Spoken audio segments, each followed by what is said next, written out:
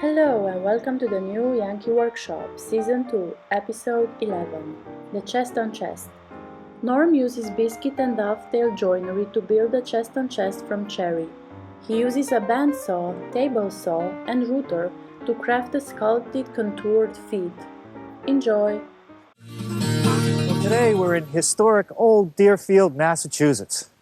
And in the late 1600s, this was the site of some ferocious Indian attacks.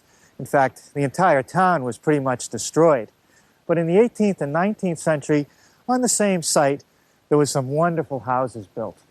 And throughout that period of time, up until now, they've been filled with some glorious antiques, like this one, the Sheldon Hawks house. Now, this was built in 1743, and it's only had 2 owners up until the time it became part of the museum. And inside, there's a wonderful chest on chest that I want you to see. Come on.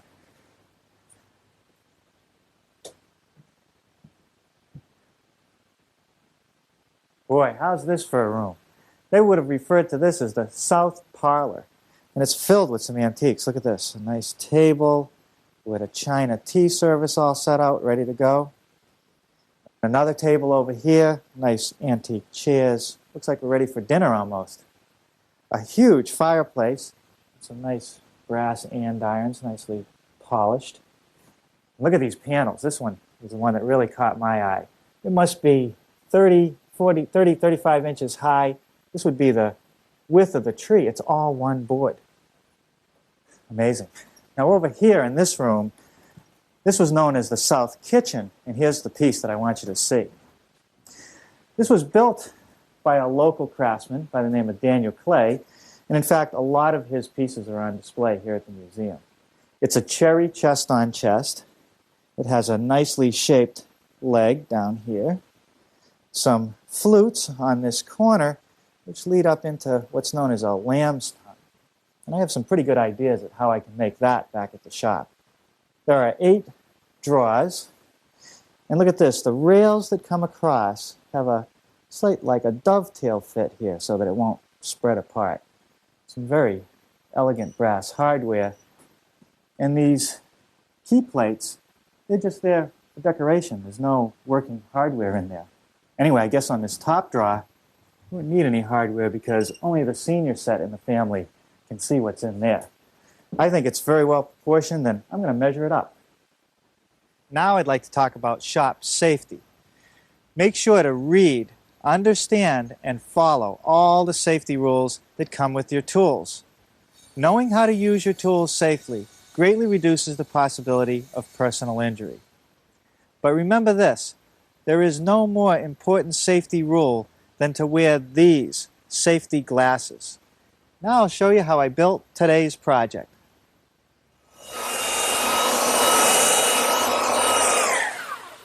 Well, I've just finished belt sanding 4 cherry panels, which will become part of our version of that wonderful chest on chest that we saw. The panels are made up of 3 solid cherry boards, 3/4 inch cherry glued together. But I use a method of biscuit joinery, a special tool that cuts a slot and these little beach biscuits. And combined with some glue, you're going to end up with a joint that's extremely strong. And I also made 4 pine panels back here. You don't see these, but they become the bottom and top of the lower chest and the bottom and top of the upper chest. I'm going to get started by ripping all these panels to the correct width. But the first thing I want to do is give myself a nice, clean, smooth edge. So I'll make one pass over my joint.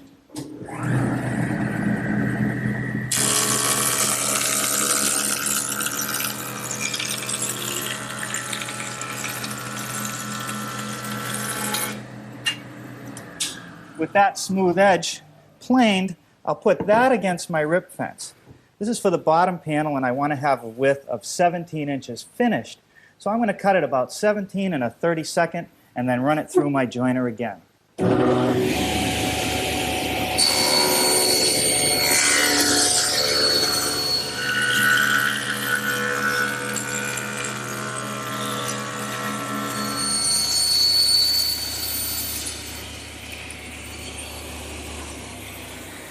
Cross-cutting my panels perfectly square is a cinch with my homemade panel cutter.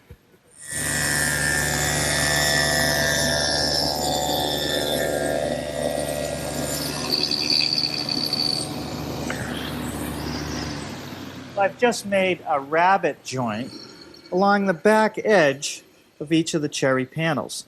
And that's so that the plywood backing can be recessed on the top and bottom chest.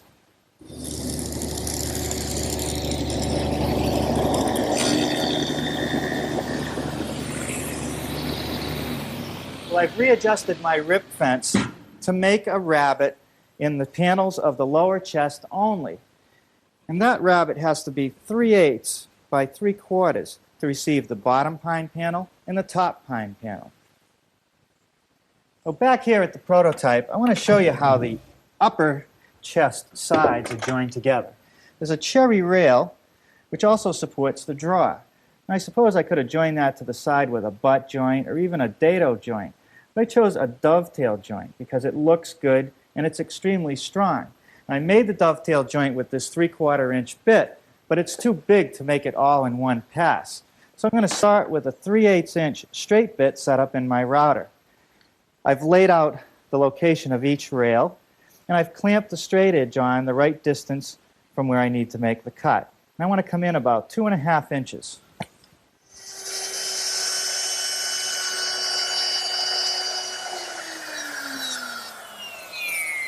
With all the straight cuts made, I'll now switch to the dovetail bit.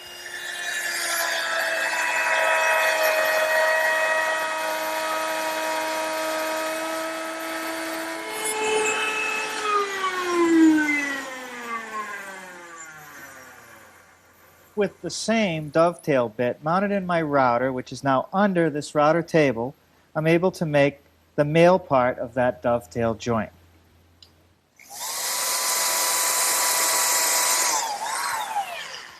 For the upper portion of the chest, the top and bottom pine panels get fastened with some screws.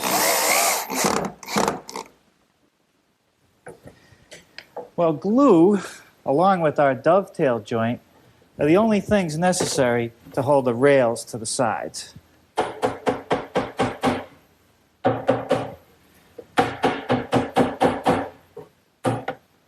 Well, let's take another look at the upper chest of our prototype.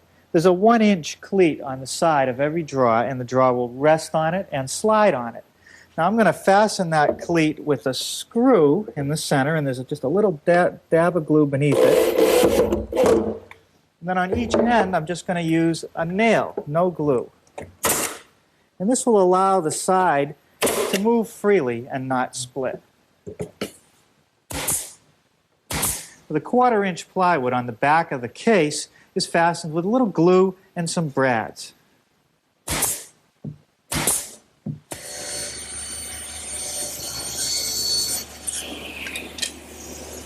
I've just taken a piece of stock, which is about 1 3/4 inches by 1 5/8 inches, and put a rabbet in it. It'll become one of these corner posts on the lower chest. The rabbet is so that it'll fit over the side panel. It gives me more glue surface, and it's just a much stronger and better joint. Let's look at some of the details of that corner post back at the prototype. Notice that it's sculpted at the top and the bottom, and in between it's cut at a 45-degree angle. First thing I did was laid out that sculpting on my corner piece. It takes a little imagination as to how you're going to cut that, but what I've done is made a cradle into which the corner piece sits. And what that does is it holds the piece at exactly 45 degrees to the saw blade. So I feed it through using the cradle.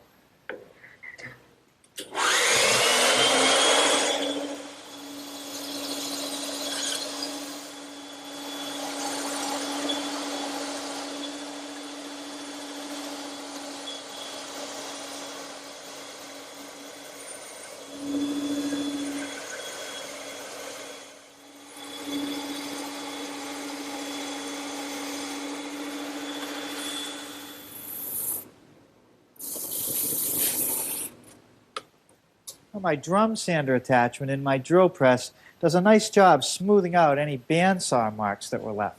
And now we're ready to start the fluting.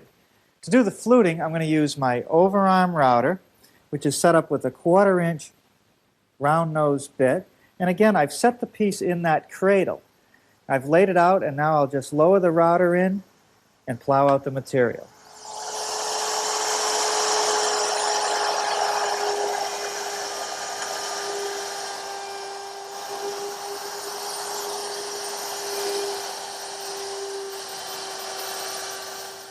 Well, the rails on the lower chest are a little bit different.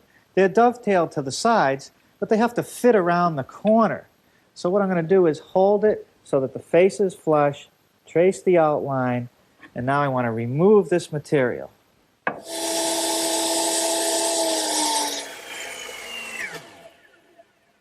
That's the first cut.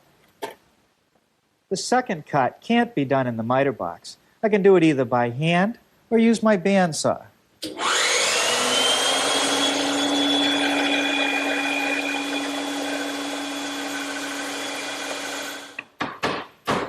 Okay, that's the way that should fit. Now I'm ready to lay out the top and bottom rails, and I'll cut those the same way.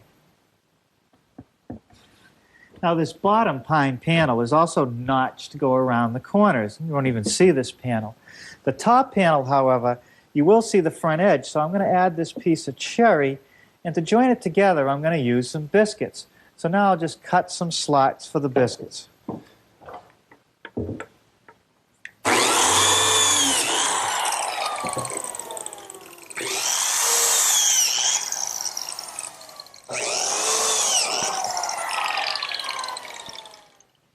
Now the lower chest is assembled using some glue, some screws, and some clamps, much like I assembled the top one. And I'll set it aside to dry overnight. Well, we've got some sunshine this morning, and the cabinet has dried overnight, and I can remove my clamps. Now it's really just the glue that holds the corner to the sides, and also these rails, and everything is set together now. I've made some runners for the drawers, a couple pieces of stock glued together and nailed, and they get fastened similar to the ones in the upper chest. Just a little dab of glue in the middle where the screw is.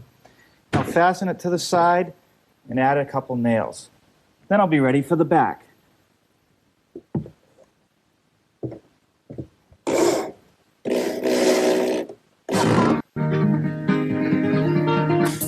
Now I'm ready to start working on the legs of the chest. There's 6 pieces, 3 on each side, 2 on the corner, which are mitered, and 1 on this back edge. Now this shape is cut on the bandsaw. And this shape, which may look complicated, is not that difficult to make. What I did is I started out with a piece of 8/4 stock, and using a template, traced the outline of a section through that leg. And here's the material I want to remove, in this area and over here. I'm going to remove this material using my router, which is equipped with a round nose bit and a fence. And here's a scrap from the prototype. And what I did is made a series of passes to remove the majority of material, and then I'll sand it out later to make it smooth.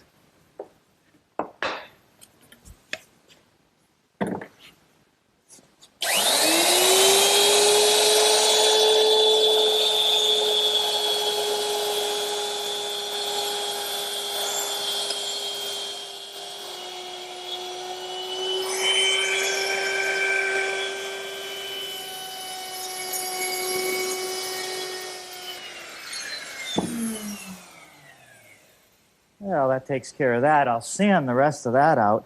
Now over here for this corner, I can take that off on my table saw. I'm tracing the outline of the leg from a template I made of the original.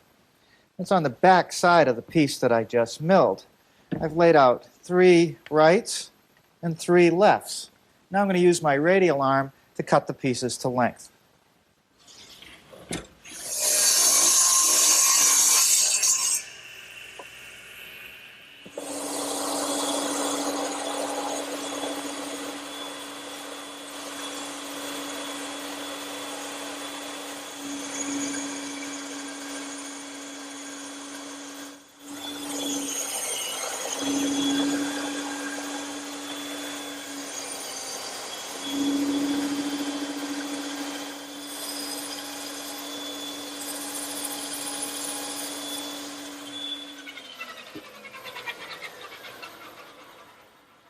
Well, the bandsaw does a real nice job cutting these out.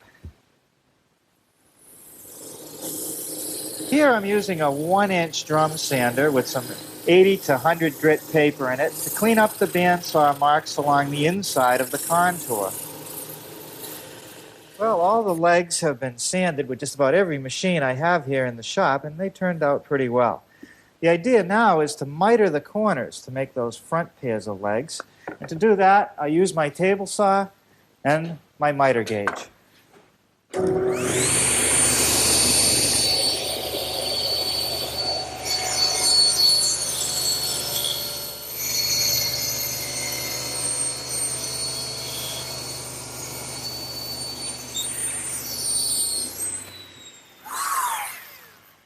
With a glue block and a little glue, some screws and a clamp, we'll put these corner feet together.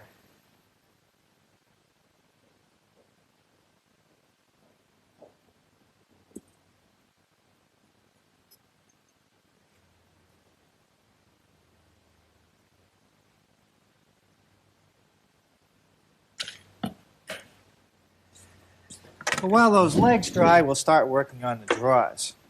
The first thing I want to do is work on the front. The drawer front has a rabbet that's on the top and the two ends, and that's so it'll fit over the case. Now I've set up the table saw with a dado head cutter and a wooden fence to protect the blade, and all I have to do is run it through.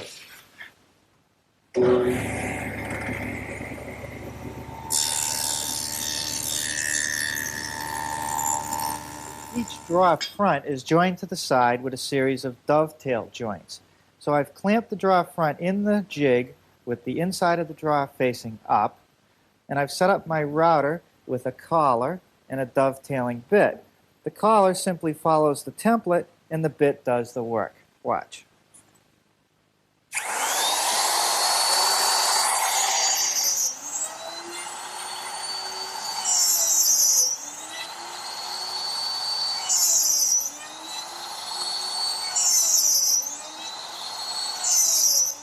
It's a good idea to keep all your drawer parts together as you do the next step.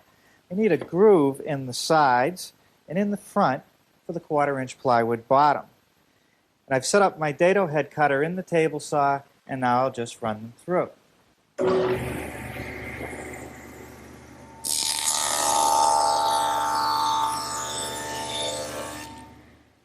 The back of the drawer is joined to the side with a 1/2-inch dado joint. So I need to make a joint down the back edge of each of the side pieces. I've readjusted the table saw and the dado head, and I'm ready to make those cuts. The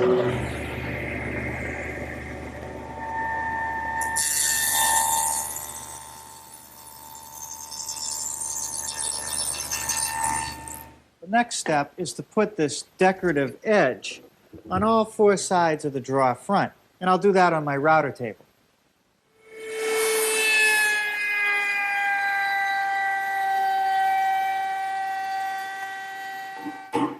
Well, even though the drawers vary from one to another, they're all made exactly the same way.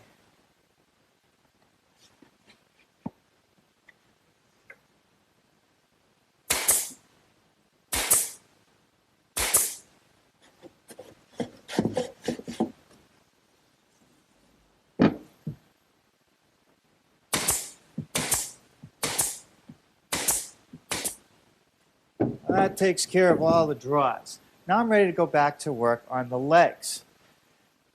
You saw me put this small block in the corner to hold the miter together. Now I've added 2 more blocks along the top edge for some additional support. And they just get put on with some glue and screws.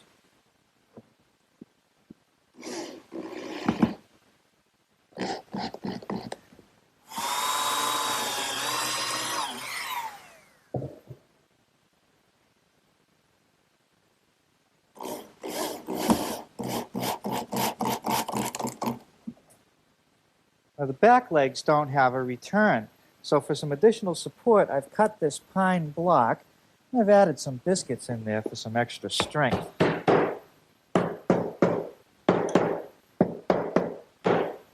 This also gets fastened in place using some glue and screws and one little biscuit along the back edge.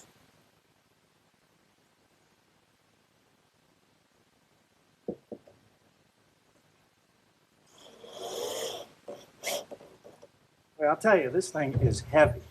I'm going to set it on the bottom chest and fasten it in place with some screws. I've added a molding down here at the bottom. make a transition between the leg and the lower chest. Really dresses it up. I'm going to do the same thing up here where the two chests meet. Add another molding.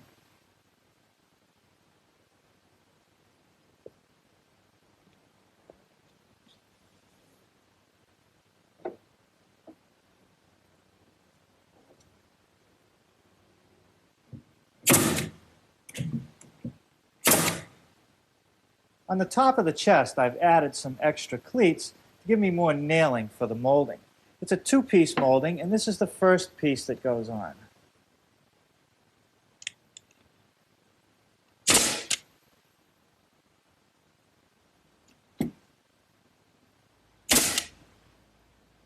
Now this top piece is a piece of 1x stock that sits on the lower piece. It has sort of an OG detail, and that just gets glued and nailed in place.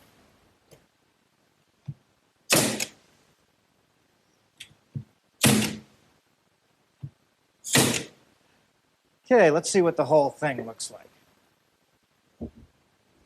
Well, that's not too bad. I'm not going to bother putting the hardware on it now. I'm going to wait till after I finish it. As this cherry ages, it'll darken naturally, but it takes a long time. So I'm going to help it along by putting on a coat of wild cherry stain. Now, after it sets up for a bit, I'll wipe off the excess. Now that's the look that I'm after. To protect this piece, I'm going to put on several thin coats of a water-based satin finish polyurethane. And it's amazing that all you need is a foam brush to put it on. It does go on a little bit milky, but it'll dry perfectly clear. Now this 320 grit wet dry sandpaper is the perfect choice for sanding between coats. And while I'm at it, I'm going to fill in any nail holes. I'm using some colored putty, and you just rub it into the hole and take off the excess. Well, I suppose you could say that we've built simpler projects here at the new Yankee workshop, but none more satisfying. Thank you for watching. For more, please like and subscribe.